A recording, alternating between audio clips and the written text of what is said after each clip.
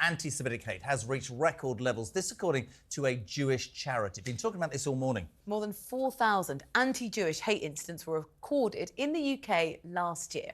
That's according to the Community Security Trust. And they've said October the 7th, the Hamas attacks, has been partly responsible for the rise. Delighted to say briefly now, Johnny, you're CEO of the Community Trust Project. Mark Gardner. Mark, we haven't got much time. We'd love more. Been talking about this all morning. Give us some examples, because I've made the point all morning that seemingly anti-Semitism is OK. It's not ever been treated on the same levels as other racism. I think it's abhorrent. I think it's on the rise. I think we need to make people understand how hard it is for Jewish people.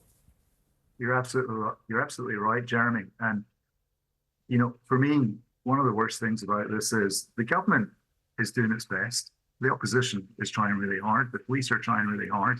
But all those people who usually call out racism are very, very keen to do so.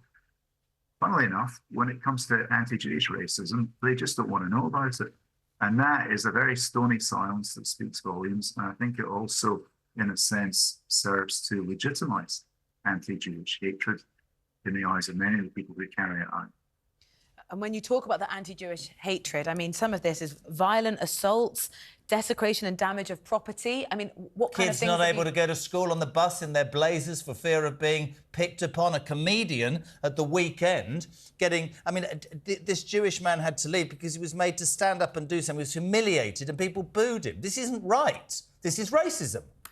It's absolute racism. I had a report the other day into the office of a 7-year-old kid who was wearing a Jewish kippah skull cap, and people on the bus were shouting at him, "Free Palestine" and "Allah Akbar." It's unbelievable, the stuff that's going on. It's absolutely ridiculous.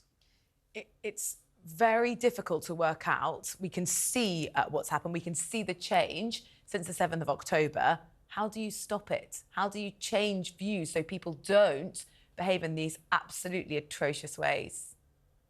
I think the people who behave in these ways need spoken to by people whom they respect, and that's absolutely not happening. We're not hearing it from political or religious leaders who hold sway over some of these perpetrators. And yeah, the government support us in this, but actually these people, they hate society. You know, the people that are committing these anti-Semitic incidents are the same people that climb on war memorials, or that chuck fireworks at the police, or shout abuse at school kids eating in McDonald's. So they behave like that towards society in general.